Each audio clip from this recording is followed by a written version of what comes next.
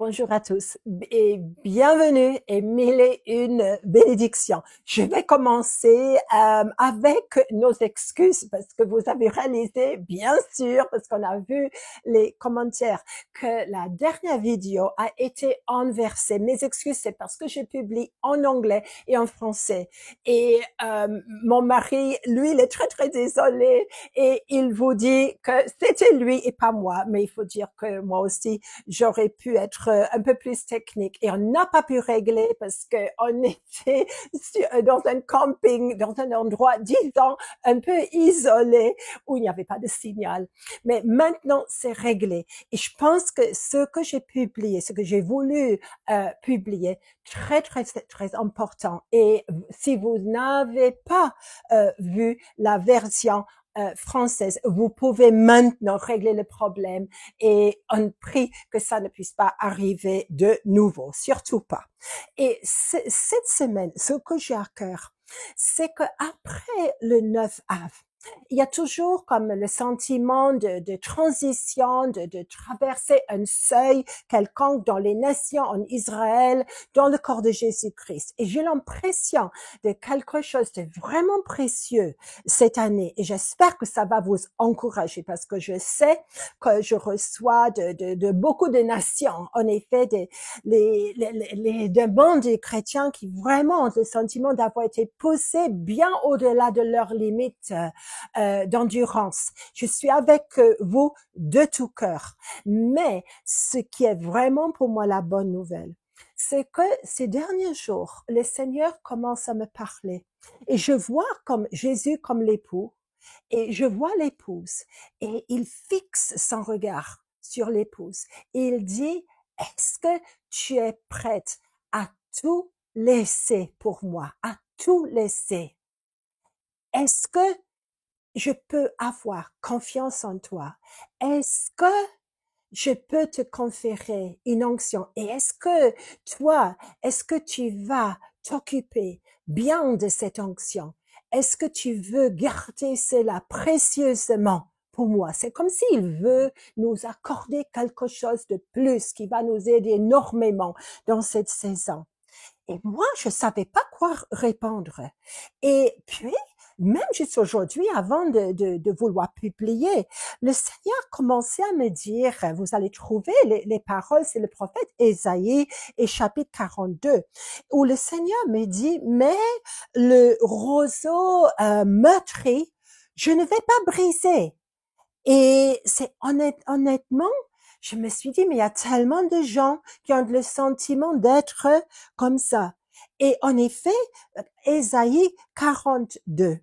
Et je vais vous lire parce que ça vaut la peine. Voici mon serviteur que je soutiendrai, mon élu, en qui mon âme prend plaisir. Vous pouvez lire dedans l'épouse aussi, mon élu.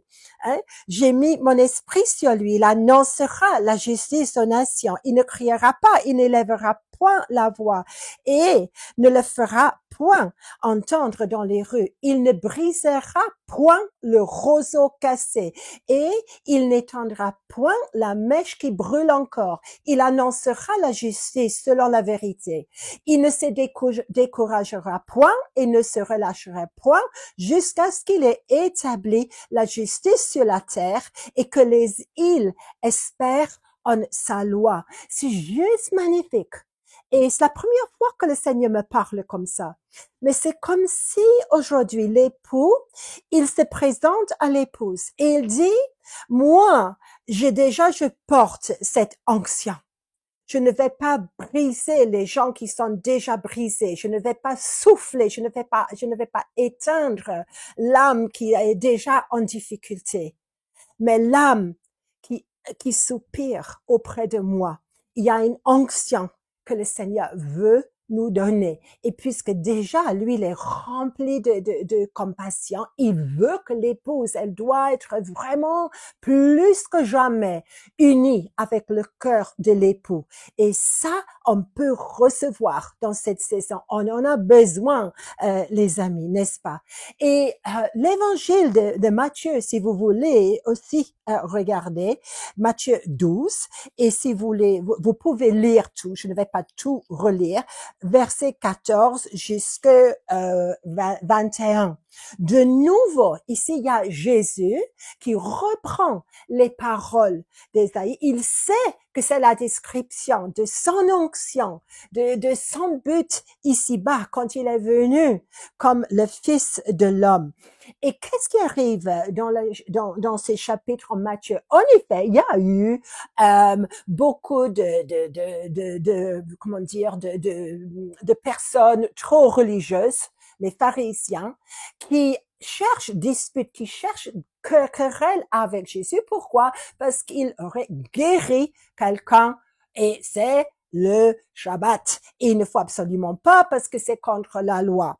Et qu'est-ce que Jésus fait? Il s'éloigne simplement et les foules vont avec lui.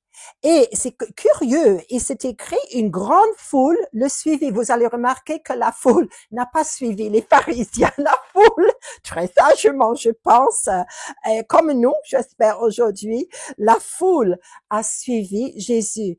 Et c'est écrit, il guérit tous les malades. Tous, ça veut dire tous, en grec, en hébreu, et il leur recommanda sévèrement de ne pas le faire connaître afin que s'accomplisse ce qui avait été annoncé par Ésaïe, le prophète. Voici mon serviteur que j'ai choisi. Et ça va, en effet, plus loin que ça.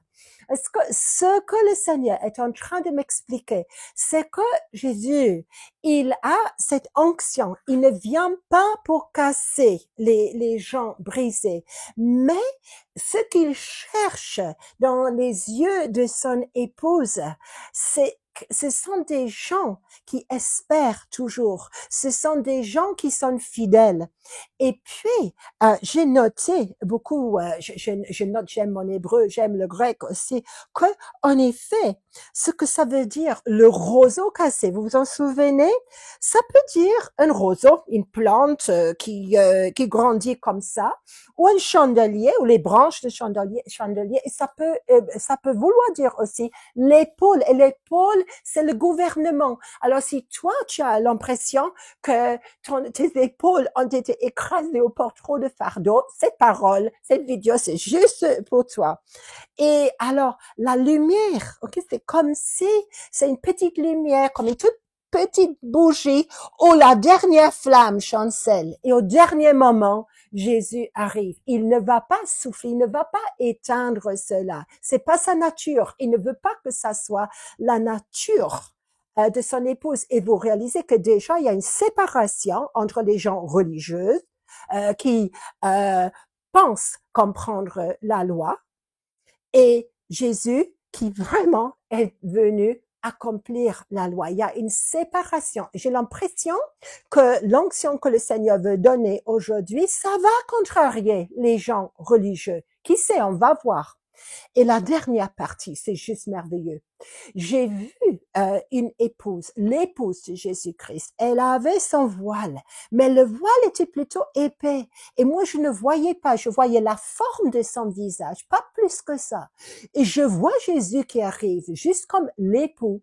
Il soulève le voile comme ça. Il regarde dans les yeux de l'épouse. Il regarde l'épouse de manière fixe. Même maintenant, je prie que le Seigneur puisse faire pour vous ce qu'il a fait pour moi il y a quelques jours. J'en avais besoin et je sais qu'il y a des gens qui regardent ces vidéos. Vous aussi, vous en avez besoin. Et Jésus dit, est-ce que je peux avoir confiance en toi? Est-ce que tu vas tout quitter pour venir avec moi? Est-ce que tu vas avoir soin de l'onction précieuse que je veux te conférer? Ça, c'est quelque chose, une bonne question. Chaque personne doit répondre. Chaque personne. Et puis, je réalise quelque chose, qu'on est dans des jours où il y a, vous avez remarqué dans l'internet, c'est toujours qu'est-ce que ça va être, la marque de la bête, etc. Ok, c'est important, je vous le donne. Mais ce qui m'intéresse beaucoup plus, c'est le sceau qui marque les personnes qui sont là pour Jésus. Et je vois l'époux Jésus venir Et il pose un baiser sur le front de l'épouse. Pas les lèvres, mes amis, mais ici, sur le front. Derrière, normalement, il y a ta pensée, il y a ton cerveau, il y a tes émotions qui sont en action. Il pose le baiser. Et il m'explique, le Seigneur, que l'onction, il est en train de sceller l'épouse. Et l'onction que lui, il avait ici-bas, il est en train de nous conférer quelque chose. Il y a une protection pour notre pensée.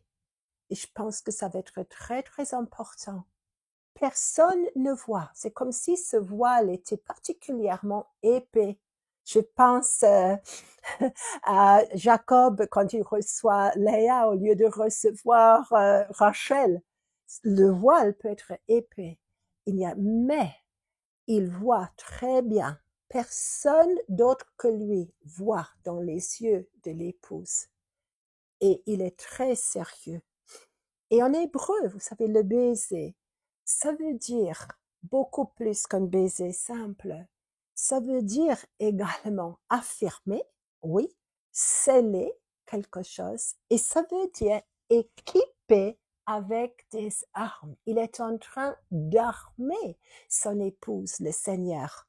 Parce que je ne peux pas mentir, je sais qu'il y a des choses très difficiles qui vont arriver. Il faut que l'épouse reçoive cette onction. Il faut vraiment qu'elle s'occupe énormément de cette onction. Il faut qu'elle soit juste comme Jésus ici-bas pour les nations qu'on représente, pour vous les nations francophones. Et oui, vous allez recevoir des réactions de la part des gens religieux, de la part du monde aussi. Mais il y a une concentration cette fois. Et puis après, je vois que Jésus, parce que c'est pas la finalité des choses, on le sait. Mais c'est ça dont on a besoin en ce moment. Et si toi, tu étais poussé bien au-delà de tes limites, prends courage, tu n'es pas seul.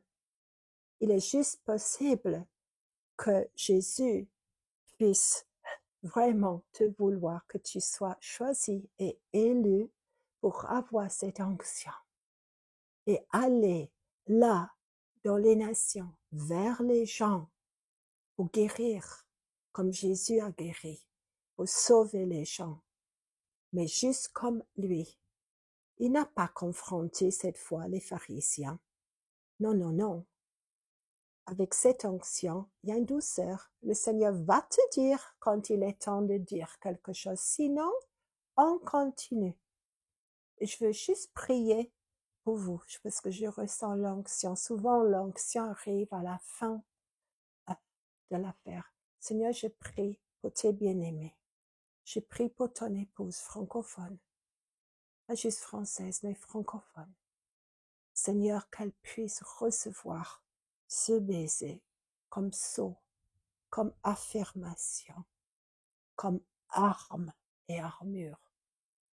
Qu'elle puisse confronter ce qu'elle pense ne pas pouvoir confronter, qu'elle puisse vraiment recevoir l'onction nécessaire comme une bénédiction et qu'elle puisse faire comme toi ici-bas, qu'elle puisse guérir, qu'elle puisse te représenter, qu'elle puisse être de plus en plus unie avec toi. C'est ça ma prière. Amen.